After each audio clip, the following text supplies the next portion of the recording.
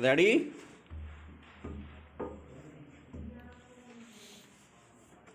Start. विद्वान महाधिवक्ता ने यह दलील दी है कि यदि MBBS परीक्षा में प्राप्त अंकों के अतिरिक्त चिकित्सा अनुभव जैसे तथ्यों पर भी विचार किया जाता है तो इसमें विचारार्थ व्यक्तिपरक तत्वों को शुरू करना सम्मिलित होगा। विराम। उन्होंने यह दलील दी है कि चयन समिति द्वारा व्यक्तिपरक तत्वों को शुरू न किए जाने की इच्छा ठीक ही व्यक्त की गई है और इसलिए वह अभ्यर्थियों की उपयुक्तता का केवल वस्तुपरक तत्व अर्थात उनके द्वारा परीक्षा में प्राप्त अंकों के प्रति निर्देश से निर्णय करने के लिए अग्रसर हुई है। विराम। यह सही है कि चयन किए जाने में व्यक्तिपरक तत्वों से बचने का यथासंभव प्रयास किया जाना चाहिए।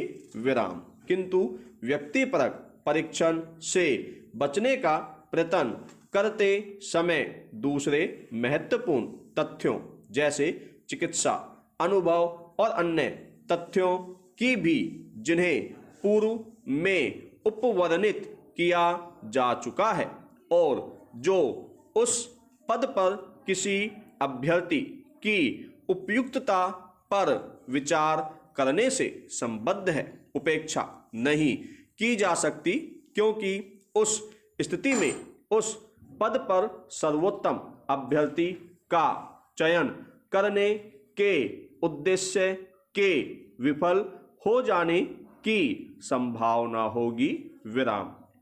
यदि व्यक्तिपरक तथ्यों पर विचार करने की प्रक्रिया प्रारंभ किए बिना किसी अभ्यर्थी की उपयुक्तता सुनिश्चित नहीं की जा सके तो हमारा यह दृष्टिकोण है कि उस दशा में चयन के लिए व्यक्तिपरक तथ्यों पर विचार किया जाना न केवल आवश्यक बल्कि उचित भी होगा। विराम। पैरा।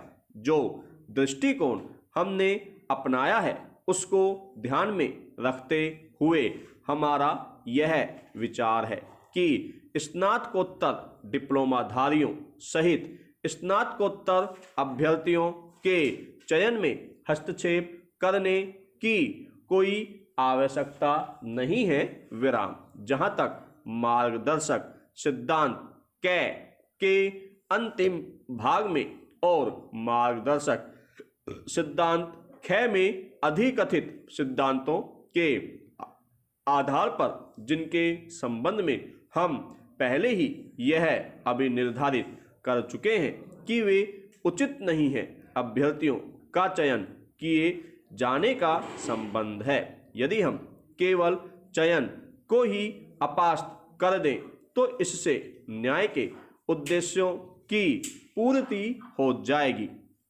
और हम स्नातकोत्तर डिप्लोमाधारियों सहित स्नातकोत्तर अभ्यर्थियों के चयन को बहाल करते हैं।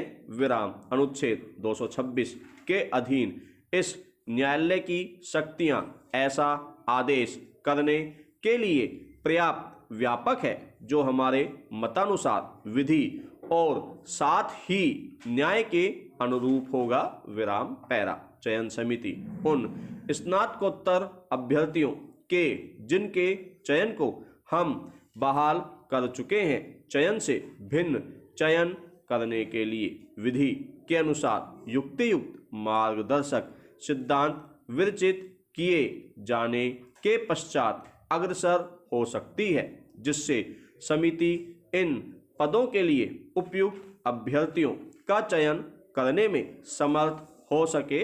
विराम। पैरा।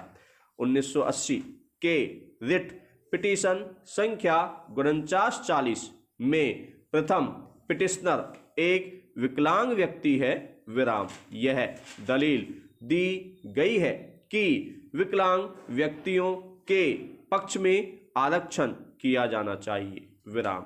इस दलील को Andhra Pradesh medical service rules के नियम 6 को ध्यान में रखते हुए स्वीकार नहीं किया जा सकता, जिसमें यह कहा गया है कि साधारण नियम 22 के अधीन नियुक्ति के आरक्षण का नियम केवल उन पदों को ही लागू होगा जहां तक वे विकलांग व्यक्तियों से संबंधित हो, विराम। किंतु इन रिट पिटीशनों के समूह में अंतर्ग्रस्त मुख्य प्रश्न पर अपने विनिश्चय को ध्यान में रखते हुए हम रिट पिटीशन को भागतः मंजूर करते हैं, विराम पैरा। परिणाम स्वरूप रिट पिटीशन इस निर्णय में उपदर्शित की गई सीमा तक मंजूर किए जाते हैं, विराम।